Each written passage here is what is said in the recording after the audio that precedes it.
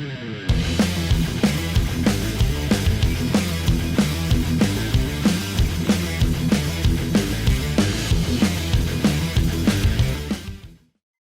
this is DJ Spike, otherwise known as Sada, with Jeph from The Used, here to conduct an interview about their latest deluxe edition of Heartwork. Hello, hello.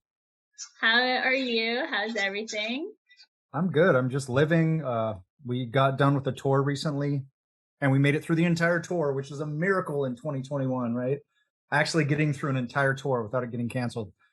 We did that, and then we went, and I'm kind of throwing a bunch of stuff at you right now. We went out and we recorded 10 songs, but they're not being released yet. But we did a tour and then recorded 10 songs, and now we're kind of waiting on that till next year.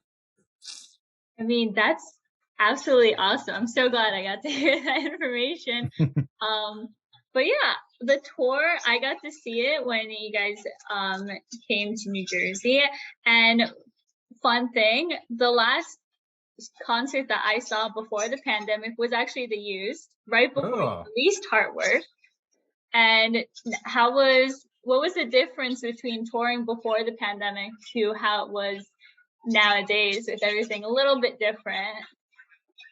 It was insanely different, and for us at least. I mean, good news, bad news. You have to kind of find the positives with what you get, and we were just excited to be back on tour and see, like, everybody on tour. That's my best friends, like the crew, the band, like everybody that we tour with is a family to us, and we treat everyone as family. And not being able to see them for like almost 2 years, you know what I mean? It was like I miss my family, I miss my friends. And getting back on tour, we didn't really know what to expect. Obviously everyone had to be vaccinated, everyone had to have your mask, and you had to wear your mask everywhere, which makes sense. It's totally chill. All those rules make sense to help out, and try to protect everybody. But we had to make some sacrifices that were a little more difficult, but actually kind of worked out in a positive way. Backstage and the bus and anywhere near us was band and crew only. So we couldn't bring friends on tour. We couldn't go hang out with friends. We couldn't have family come out on tour. I'm saying friends other than the band and the crew. It was a bubble unit. So because we didn't want to get shut down.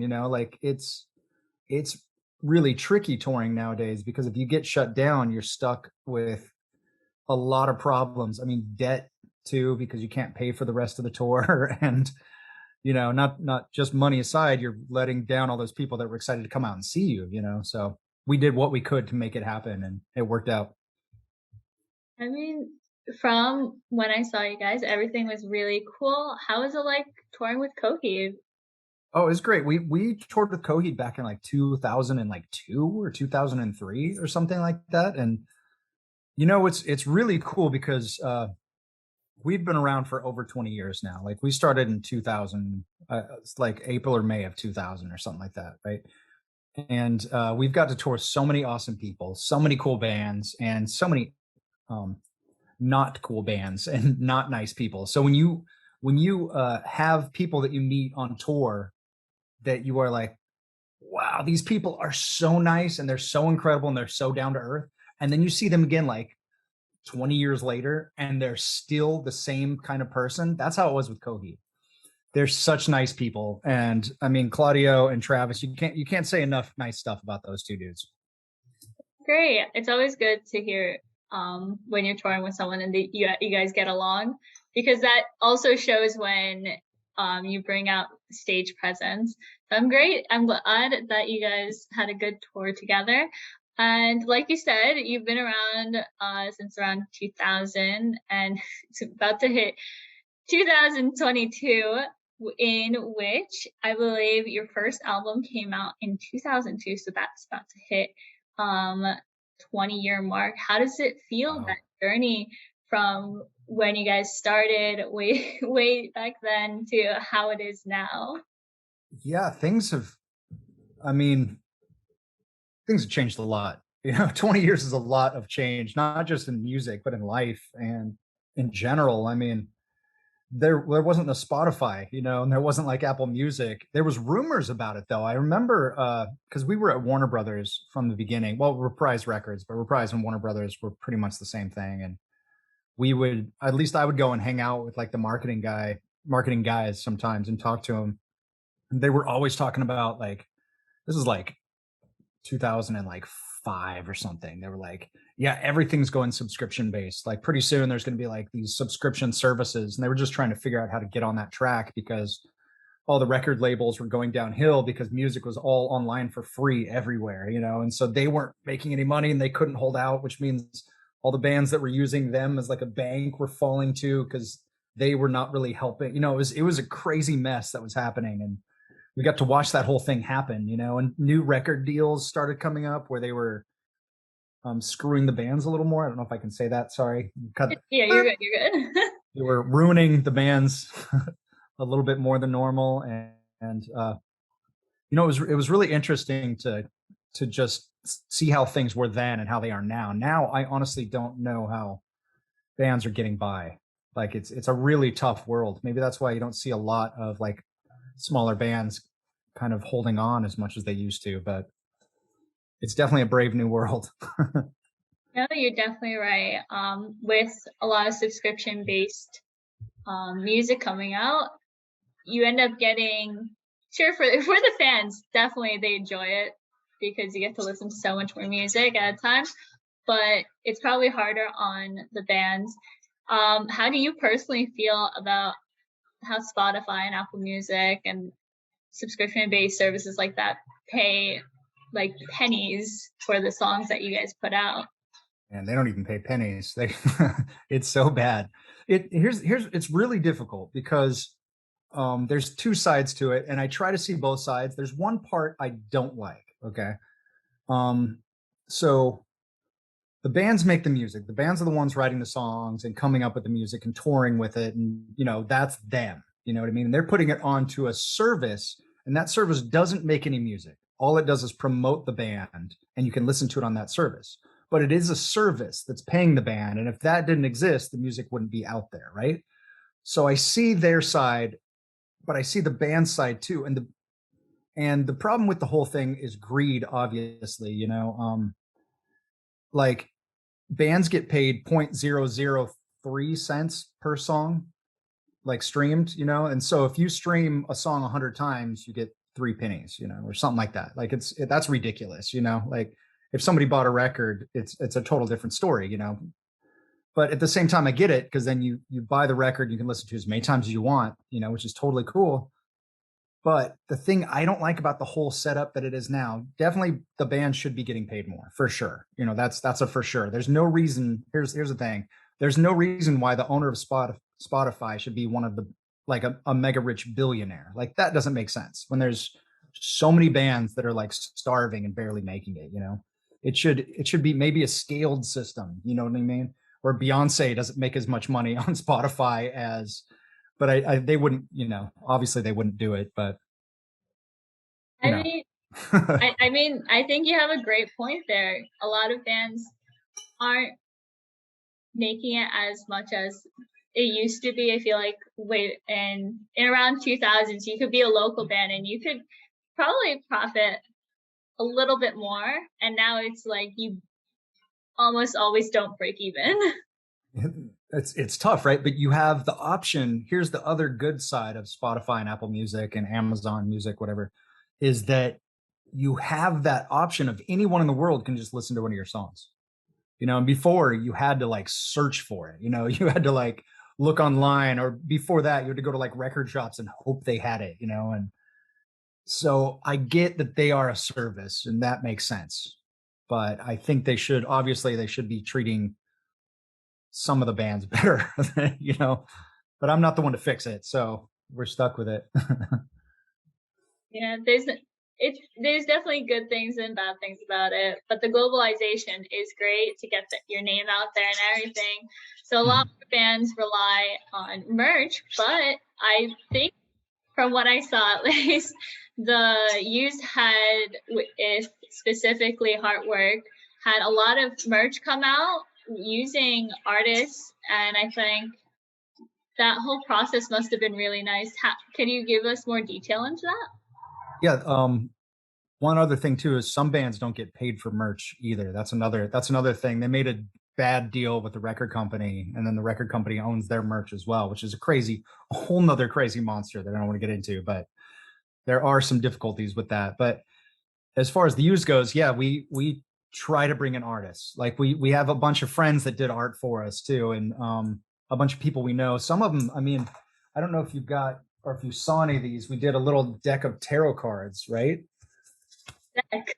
I thought it was so these? Nice. Oh yeah, they were so cool. And this is my favorite one. It just happens to be on top. I don't know if you can really see it. Yeah, that This was guy, a good one. he is a phenomenal artist. If you ever see this guy, spacing his name right now, which is really cool. I'll get to it in a second. But he is, I mean, some of the stuff that you see of this guy's art is so good. At first, you think it's a picture. You know, he's that like fine artist where you're like, wow, that's a really cool picture. And then you get a little closer, you know, or have a picture with a paintbrush by it. And be like, oh wow, that's not a picture. That dude painted that, you know. But yeah, it's beautiful. He did a wonderful job on it. He did a great job. A lot of our friends did some really cool. That's why this was so cool for us, is that these are all different artists. So we're promoting each artist, and plus we're promoting each song because each artist got a song. And you know, in general, it's a really fun little item to have, all these little fun little tarot cards, you know. Yeah, no, I think I ran to get that because I know a lot of the art-based merch that you guys had sold out so fast. You even had a little online pop-up store, which was super cool. I think with Heartwork in general, you guys did so many interactive things with the fans. Do you have any insight on how that progressed? Did you come up with specific things that you thought fans would really enjoy during the pandemic, or was it more an open-based discussion? So I work directly with all of the merch with our management. So it's really me and the management that are kind of getting it through. And yeah, I mean, we pull in factors from everything. We listen to fans, what fans want. We also just come up with ideas ourselves that we're like, oh, this would be awesome if we had something like this, you know. And sometimes even the company that we use for merch, one of them is they're huge used fans, which is really cool too. So sometimes they'll submit ideas and be like, hey, as a fan, this is what we want to see. Like, this is what we want. And those guys usually come up with the best designs in the end, you know, because they're fans. But yeah, we all work on it, all me and the management. It's super cool. I'm glad you guys listen to the fans. I think that's one thing that has just been super prevalent with your journey, and that's why, like, if you're a used fan, once you become one, you never stop. You never drop like. That's awesome. But a little bit more about Heartwork and deluxe version. You guys added 11 songs, which is wonderful, especially from a fan's perspective. What made you choose to keep it as a deluxe album instead of a whole nother album in general? You know, originally, so I mean, obviously the pandemic kind of messed things up a little bit, right? And originally we had all these extra songs that so this record was completely recorded before the pandemic, like a pretty good time amount before it, you know. And it was scheduled to release at a certain, I can't remember the date, it was like April or something. And this is obviously way before anyone knew the pandemic was going to hit, because how do you know that thing's going to happen? And we were like, you know, constantly saying, oh, here we go, we're going to release the record on this date, here's the date, all through all of our like media stuff, like Twitter and Facebook and Instagram and all that. And I'm kind of getting a little bit longer story, hope that's all right. That's fine. And we had all these extra songs, right? Like 10, like you said, I think it was 10 or 11 extra songs. And we were holding on to them and thinking, you know what, this is going to be great because we're going to release the record and then we're going to be on the tour on it. And then we're going to release like a B-side, like something separate, like a whole new record just after the tour, just to have like, check this out, guys, we got this for you now that we're not going to tour, you know? But then the pandemic hit. We couldn't tour, period. You know, we had to just stay home. And that's when we started just focusing on releasing the songs, because we couldn't even, nobody in the band lives close enough together to do anything, you know. So like our singer lives in Australia and I live in Hawaii, and the other guys, well, at the time, one guy lived in Utah and one guy lived in really Southern California, you know. And so the chance of meeting up in the middle of the pandemic, you know, was pretty much impossible, you know. Yeah. So that's why we just focused on that record, Heartwork, as it was, doing videos for it, like, you know, obviously not us in the videos, but you know, that kind of stuff. And with those extra songs, after we're about to tour, we're like, you know what? Like, this was a place and time. These songs were a moment, you know, like it doesn't really make sense to all of a sudden, hey, here's a new record from the Used with all these songs that are kind of dated from a certain vibe of a certain time. So we're like, you know what, let's just add it to Heartwork, because that's really what it was. Yeah. And Heartwork was such a fun record for us. It's such a great sound. And we enjoyed making that record so much. We just thought, you know what, let's just make it deluxe. Let's just make it a double version. No, I mean, honestly, even with the added 11, there's not a single song on Heartwork that I could say I dislike in any way. Like every song there was a hit, and I would say it's my favorite album, but Lies for Liars is my favorite. Interesting. In which, what would your favorite album from everything that you put out, or the next one you're working on, which one would be your favorite? You know, I am an interesting person. So I don't like stuff that people do like, you know, but ultimately in the end, I like everything that we've done because we've worked on it together and we put a lot of effort into it. But I mean, I really like a record that not a lot of people maybe heard as much. It's right there, actually, Ocean of the Sky. I loved that record. Okay. I really love that record. And it was just a 6-song B-side. Like, it was really small. We recorded it ourselves. Like, we had friends that worked at Hurley at the time, and they had a studio there, and they just let us in. They're like, yeah, just go ahead, do something. And we took a month out, just recorded these 6 songs really quick, and wrote and recorded them really quick. And it's a mess. It's like the noisiest record we have by far. You know, there's almost too much feedback in it. And to me, that was a lot of fun, but the lyrics are really deep. And I actually had a lot of fun doing, if I had to pick a top 3, I don't know if there could be a top 1 because of how it goes, you know, but I would say Heartwork. I would say The Canyon. The Canyon has some negatives to it. It has a lot of negatives to it, but it has a lot of positives to it too. And recording with that producer too, the producer for that record was Ross Robinson, and he did some of my like there's this band called Sepultura that I used to love as a kid, right?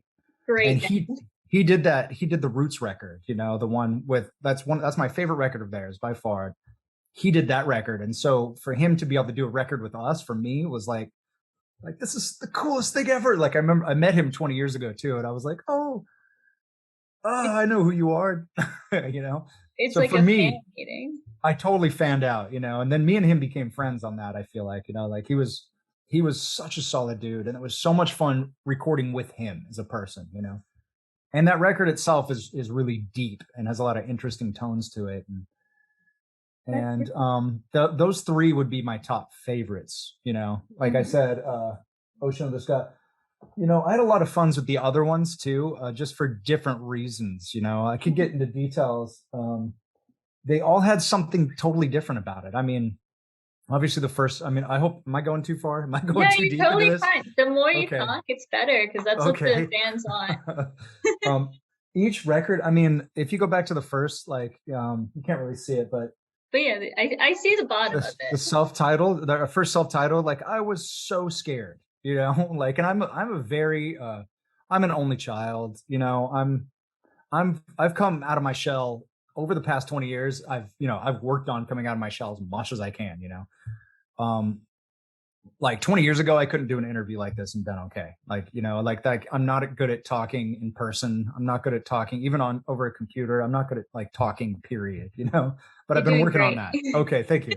But back then I was just such a scared person, and I was so intimidated, you know, and John's a very interesting person. He's a very strong personality. You know, I love John. Like, I don't have a brother, like I said, but John would be a family member. He would be a brother to me, like a tough brother, you know, that would have beat me up as a kid in a good way. He would have taught me life lessons that I need to know. Like a And nice older brother vibe. definite older brother vibe. And back then I wasn't as understanding of that vibe. You know, I was too timid to understand that's what I was getting. And it was great.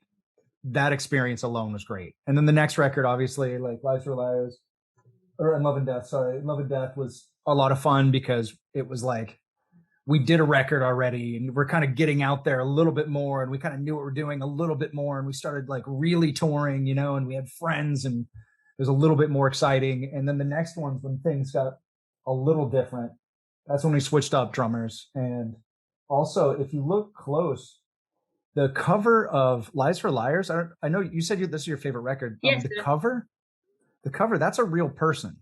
He was our photographer. Yeah, the guy that's on there. So even the mask that he's wearing, the Chatham mask, was a real mask. Like we had these masks and these whole, like us and Alex Pardee, mostly Alex Pardee, but he had this, all these different masks that were actually made from this like company. So they were like horror masks, you know?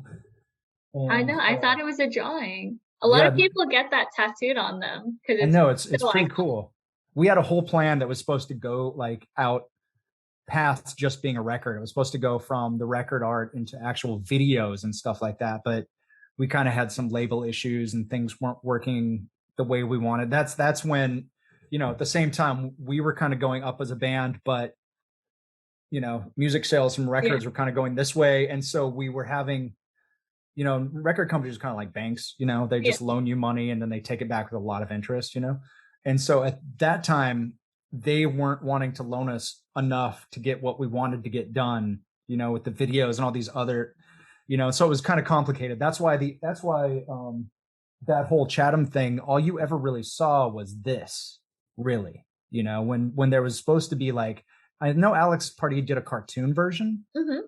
But that was supposed to be like a used thing at one point. That was really going off into some other thing, like other realm. Like the videos are going to be about him and stuff. And so it's kind of like it was supposed to be like a used setup. And I don't think it was the exact story of what his cartoon turned out to be. I think it was totally different. But that's the route it was supposed to go, you know. But that didn't happen. I'm kind of sad that didn't happen. It would have been cool. At the same time, I think like that mystery aspect to it made it like a symbol for the use. It's like that, and then the bleeding heart one. You can actually like, oh yeah, the bleeding heart, that's like our logo too. Yeah. I try to put that in as many, so I was saying, like I focus a lot on the used merch, and I try to make sure that heart is always on everything, because that heart means a lot to us, and we know how much it means to fans as well, and so we want to make sure that heart is part of the used as much as possible. Yeah, if you look close, you'll see that guy in a lot of stuff that we did in that era. He was our video guy. So he helped make some videos with us, and he was always filming us together and hanging out with us. So he's actually a big influence, or a big part of the used at that era. And after that, we did Artwork. And Artwork is still one of my favorite records too. Artwork didn't get a really big push because it got leaked. It got leaked like 6 months before it was supposed to be released. And that's when people are just burning stuff like crazy. Like we were doing like meet and greets, and we were signing burned copies like all the time. It was pretty intense. They'd apologize. Did you ever say, "Is this a burnt copy?" No, they would tell us. Like, yeah, sorry, we burned it. I mean, at least they're 6 months early. 6 months early at that point in time was like, it's done. You know, everybody's going to own the record, because 6 more months, everybody's already heard the record. Everybody already owns it, you know? Like, why wait for it when you just get it for free and give it to 1,000 to a couple million people if you want, you know? It doesn't matter. But that record's still one of my favorites, Artwork. And that's what's cool about tying this together. That's what's cool about Heartwork. Heartwork, if you listen to a lot of, so Bert likes to do this, and I don't know if you've caught it before. You said you're a fan, so maybe you have. But Bert likes to do throwbacks, like to where he'll throw back different songs. He'll throw back different like lyrics, even like points of other like ideas in the used. And that's kind of, Heartwork has two meanings, right? One of them is, yes, it is a play on artwork. It is connected to that in that sense. But also, you know, obviously the idea of like, you need to better yourself, like Heartwork, you know, is also obviously another point to it. But I'm glad you caught that. Yeah. I would say I'm more slow on the uptake, but the person who's going to edit this video, he caught it before me, and he would bring up stuff, and I'd be like, "Oh my god!" It's like my mind was blown. But Nice. no, Yeah. I think the meaning in all your songs are so there and prevalent that it just like you always end up touching someone's heart with every single album that you put out, which is wonderful. Um, but with Heartwork, you guys had a lot of collaborations with other artists. Can you tell me about how that went? Were you against any of them? Were you really for any of them? Did you want anyone else? Yeah, so that good, nice questions there. Actually, there's a lot to that, which is perfect. Yeah, uh, we've so let's see. Let's start with Jason. So Jason, Fever 333. We've known that dude for a while. Incredible musician, incredible human being. Like he's one of those guys that you meet and you're like, wow, I feel better. Actually, when you meet someone like that, that you can't help but like vampire a little bit of their like Yeah, positive energy. You know what I mean? And so he's that kind of person. He feels good to be around, and he's so nice and he's so talented, and he came into the studio like we asked because John knows him. Our producer was John Feldman for that Heartwork record. And we've used him before, like I was saying, he's kind of like a family member. But John did a Fever record. And so we're like, oh man, we had that part, on me and that bridge that we were working on forever, trying to make it perfect for us and heavier and heavier. And we're like, you know what? What about Jason? Can we get Jason out here? Can we get Jason to come scream on this part? And John's like, I don't know, I'll call him. And I think he just texted him. And Jason was like, I'll be down in a couple days. Like, cause he just happened to be coming through. I don't know if he's coming through on tour. I can't remember what it was, but it was like perfect timing, right? And he came into the studio like super late. It was like 11 or I don't know, something, not yeah, that late, but late for being in the studio all day, And he came in and he just like screamed for like an hour and a half, like straight, just the coolest stuff you've ever heard. And after that, he did some like singing parts, which is wild, yeah, Um, and then he did like some like just ranting over the whole thing just as a joke. Like we were dying laughing. It was so much fun hanging out, and his part to me is one of the best parts of the record. It's really cool. yeah, Um, going to the Blink guys. So you know, we've been in circles with the Blink guys for a long time, right? We've done tours, we've played shows with Blink. We've done tours with Boxcar Racer. Was our first real tour was with Boxcar Racer. Actually, we did a tour with Goldfinger back in the day. I think that counts as the first real tour. So maybe second real tour would be Boxcar Racer, and that was nice of them to bring us out. We were yeah, opening the tour, and there was a lot of destructive stuff going on, and they didn't get mad at us ever. We were those young kids that were screwing things up. yeah, Um, and we played with let's see, I think we played with all their side projects. I could be wrong though, but so we've known them and we've seen them on like Warped Tour and like we've kind of been close circles, where we've talked a little bit. And I would say it's hard for me to say friends. I would say solid acquaintances, and that's pretty yeah, vague, but that's how it feels, like everyone, if you have that common respect, if someone's a musician and touring in a band and not a terrible human being, you're a good acquaintance. yeah, You could say hi, you could understand, you're both in the same goal to the same, you're both doing the same thing in the most positive way. And so I felt that about those guys. I felt always awesome about them. They're super nice, they're super cool. And so being able to get them, like Travis and Mark, to come out and work with us, it was awesome. It really was. Being able to put bass down to a song that Travis did drums to was super cool for me, obviously, because he's such a good drummer. It was a really good yeah. push on my part to be able to do that. And oddly, that's my favorite bass tone on the whole record is that song. I'm not sure how it worked out that way, but I'm glad it did. Um, It was like it was and meant to happen. yeah, it was great. And I'm kind of skipping around here, but long story short, I played a Goldfinger show right after this. Travis played drums, I played bass, John sang, and I can't remember there's two guitar players, I can't remember their names right now. And Reed the Union.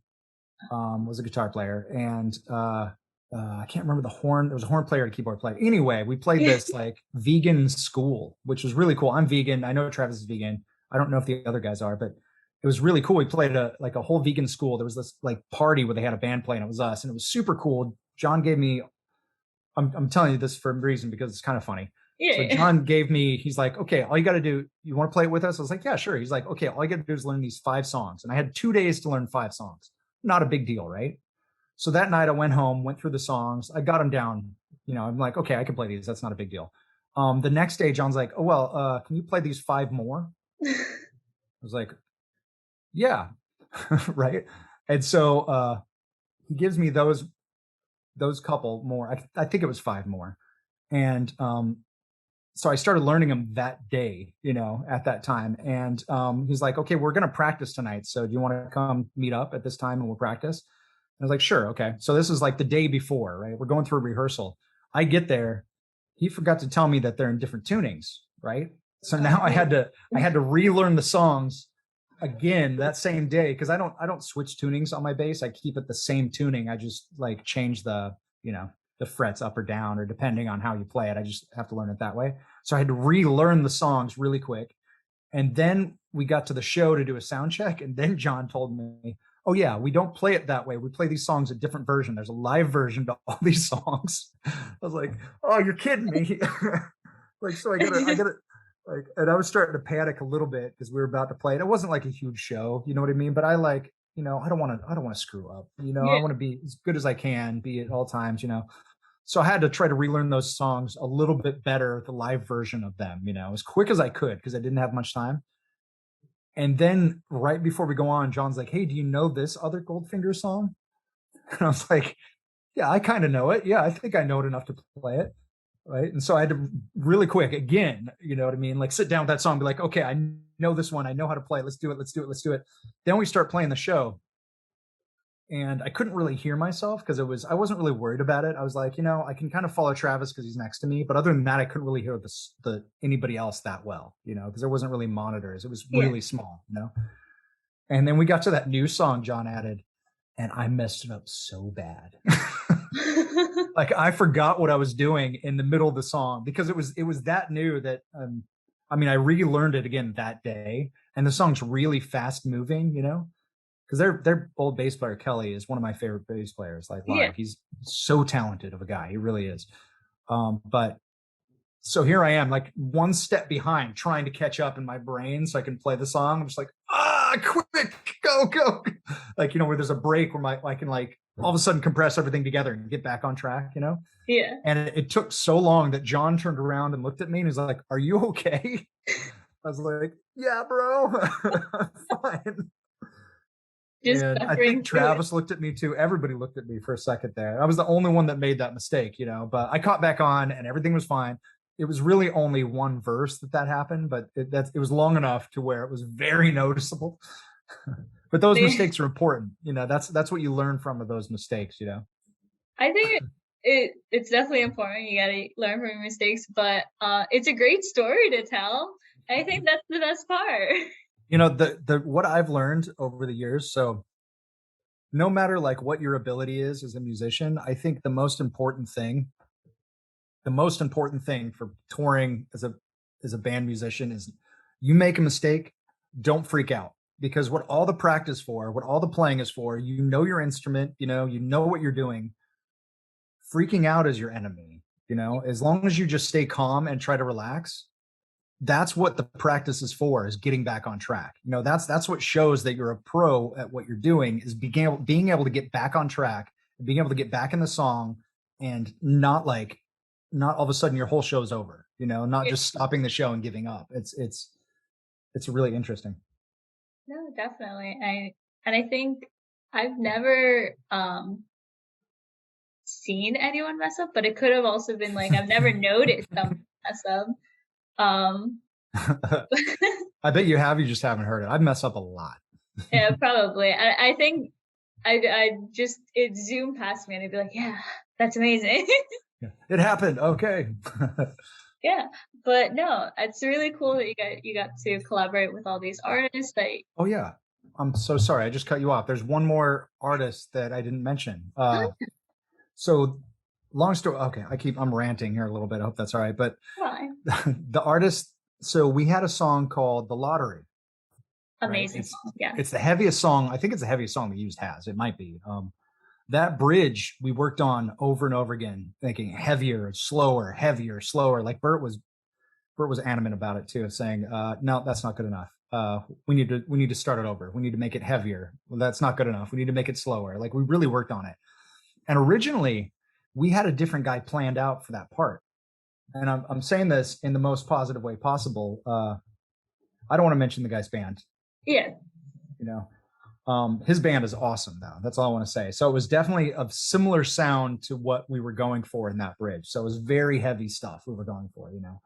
And the guy was on tour, and we kept trying to get a hold of him, and it was just, I think he was just too busy, you know, and we were running out of time. It was like a window was closing, and it's like, we can't wait anymore. It almost came down to it that I was going to do it. You know, it was either going to be me or if we could find somebody else. And we really wanted a guest, you know. And John and our guitar player Joey both know Caleb from Beartooth. And so they text him. They're like, "What about Caleb? Come on, I bet he has time. Let's see." They text him, and he's like, "Yeah, I'd love to do it. Send it to me." He's like, "The only problem is I'm in Europe right now." And he's like, he also said, "The only problem is I'm in Europe right now, but I have all my recording gear." So like, okay. So we sent him that song, or John sent him that song. Somebody sent it to him, and he recorded it right before a show. Like that whole screamy part, that whole screamy section. He screamed that out, screamed. He screamed that out, and then went and played an awesome show, I guess. And so that's what's so cool about that is that, I mean, that guy's got some lungs to be able to go scream that much and have his part ready too. You know what I mean? So he put a lot of time and effort into it, screamed that whole part, and went and played an awesome show, and still had his voice. That is a great song. I love playing on WSOU. Nice. And I would say it's the hardest song, at least on that album. But definitely on that album, I think. On that album, what's your favorite song? What's your least favorite song? Let's see. So some of this is hard for me because so when this record is really old now. I know it came out in 2021, but in we started writing for this record in like 2019, right? Oh. And we got to the studio, I think at the end of 2019. We decided to scrap all the stuff we've been writing, which is crazy too. We had like 30 ideas, like pretty solid ideas. We just scrapped it all and started over from the beginning, like just to write in the studio. And so all of 2020, we did 3 different recording sessions. 3 different 3-week recording sessions throughout the year. So like Paradise Lost is almost 2 years old right now, so it's pretty crazy. So mentally I can't remember the point of something because I don't have the best memory. But that being said, my favorite on the whole record,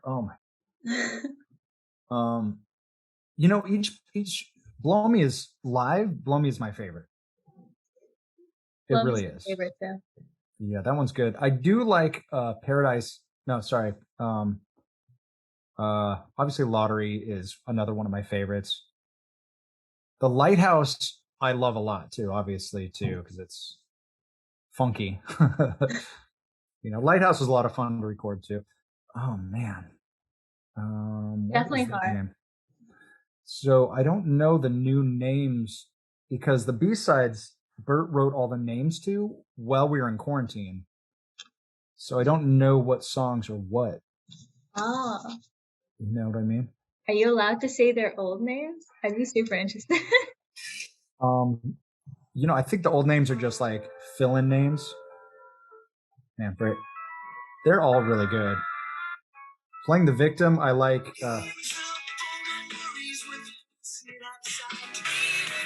I like Playing the Victim. I like the bass line for it in the choruses. It's kind of a repeating pattern. I do a lot of that lately, like repeating like patterns. Like Playing the Victim has that. It's the same thing through the whole thing. Lighthouse, the chorus is that same thing. Actually, Lighthouse and Clean Cut Heels, it's like a slap bass thing. It's almost the same part, which is kind of fun. It's just slightly different, but that's what's fun about it too.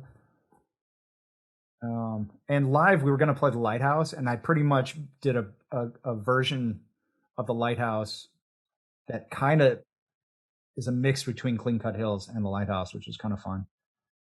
Bloody Nose is fun. I like that a lot too because it's very different. You know what's cool about this record? There's so many songs that are very different for the use, but also feel normal. You know? Yeah. No, I think they all resonate with each other really well as well. Right? Cathedral Bell. That one I love. And you know what's crazy is there's an original version of that I really loved that was that didn't have any production to it. It was just very basic, you know, and I that's the only song, and I'm saying this just from my point of view, that's the only song I wish kind of had the original bare bones basic version as like a, you know, a second one to hear or something. But unfortunately that doesn't. I mean, if you were to release it on like YouTube, I feel like it would get a lot of views. Right. I don't know. You know what? I might have it on my computer somewhere. That's funny that you say that. I wonder if I'd get in trouble for releasing it though. Just without talking to them. I really like My Cocoon and Heartwork because they're not full songs, actually. Yeah. You know, one of them is it Heartwork? No. My Cocoon was a song. It was a whole song. And it got we cut out all the bad parts and just left it as it was, because I think the choruses, something about it wasn't good. Is the choruses or the verses weren't cool at all, and so we just kind of went, whatever, we'll just leave it as like a little interlude, a little like minute-long interlude. No, I think it still works well though, and if it's true that they weren't good enough, then I'm sure it was a good decision to just cut them out. Yeah, it doesn't need the whole thing. Nah. And what would you say is your least favorite, if there's even any? You know, I don't know. This record itself as a whole had a lot of fun to it, you know? Yeah. And it's tough. Darkness Bleeds wouldn't be my favorite on the record, but we jammed it and we practiced it a couple times, and it's a lot more fun live than it sounds like it would be. So I think Darkness Bleeds is like a sleeper fun one, you know? I wouldn't put it as one of my top favorites listening to. But at the same time, like the outro to it is my favorite part of the whole song. You know what I'm talking about? Where it goes into like, you can hear this, can't you? Yeah, I can. Should be. Yeah. This part. That's my favorite part of that whole song. I almost wish that could go on and on and on. I don't like the intro to Clean Cut Heels. I don't like that. I enjoy that intro. I know a lot of people do. And that's the only part of that whole song I don't like, because I like the rest of the song a lot. That's so yeah, no, I've only heard good things about that intro. It's just so funky and fun. That's cool. See, I just wasn't hearing it, you know. Yeah, definitely. Well, I know you guys are really good on social media, on Instagram, always popping off and, you know, talking to your fans.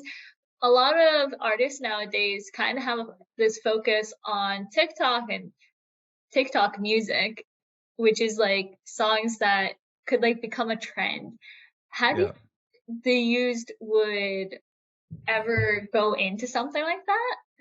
So we have a TikTok and we don't use it that much, you know, like, so we, like you said, we've tried everything. Like back in the beginning, like when YouTube was kind of first starting up, we were like on YouTube, you know, we were like doing it, you know, trying to come up with like weird, crazy videos and funny stuff, you know, and then same thing. We started trying to do that on Instagram and, you know, now we've kind of branched out a little bit in different ways. You know, we still try to keep up. We try to make sure the Instagram and the Facebook and, you know, the two evils of the world, you know, one's worse than the other for sure, even though they're the same guy. We still have to use those, you know, they're a resource that we need at the time. And we do use Twitter. Personally, this is kind of hijacking what you're talking about. I started a Twitch, and so I do a whole little like Twitch. Uh, it's kind of a it's kind of it. What do I want to call it? So it started out in the middle of the pandemic of me not really mentally being able to cope with anything, and I needed some help, Well, you just got real bright. But so I started this Twitch as sort of a way for me to mentally get through the pandemic, and it turned into like a family hangout, like a vibe of like-minded thinking people and friends. Obviously, a lot of used fans and just people in general that kind of came together and started this little really awesome community that I don't know. Check it out. It's called Grass Destroyer. That's the name. Grass Destroyer on Twitch. It's a lot of fun. Mostly we play video games and we just kind of hang out, but there has been some bass lesson stuff in the past, and there's definitely going to be some bass stuff in the future. We've done some I've even put some live shows. It's like some live shows up there just for fun, It's not really it's more just a good way to interact that I can get personal with fans that I wouldn't get a chance to normally get personal with, Yeah. And I don't think we'll do a used one of those. I think it's going to stay just personal, which is kind of exciting too.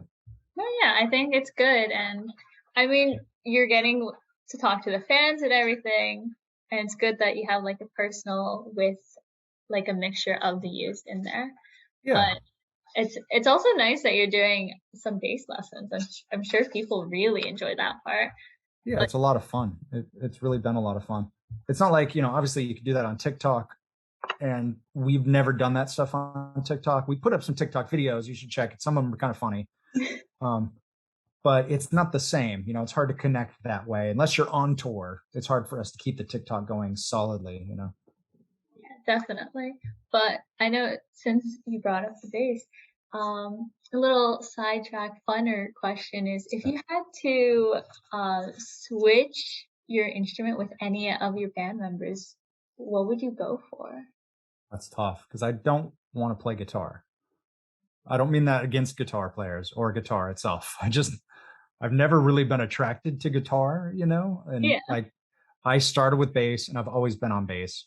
I mean, there's a minute there I was a singer and I'm a terrible singer. I can scream, no problem. Screaming easy, singing not so good. So Not the same. not the same. I could do the screaming stuff. If I had to switch with Bert, I would only do the screaming songs and that's it. But it's tough. Vocals are scary because it's not like oh this finger hurts, I'll just switch to this finger. I can get around it. Oh, my hands are really tired today, I'll be fine. It's like a voice is so much more like breakable and and so much more like you can't, if you don't sleep enough, or if you don't drink enough water, or if you don't get enough rest, or or you're just having one of those days, or you get sick, and your voice is all messed up, you can't even talk, then you can't sing, and that's scary. That's like another level of scary. The strings are just way too small and they move way too fast. I just can't keep up with it. Drums, I would love to play drum. I would love to learn how to play drums. I'm not a drummer. It's not in my blood, but I would love to learn how to play drums. So if I had to switch, I guess it would be drums, but I wouldn't want to be a drummer either. So I would be really upset if I had to switch instruments. I mean, I'm sure if you learned how to play the drums, you'd do a good job. I'd do okay. I think I'd do okay. The bass is half rhythm, so I'd to be okay.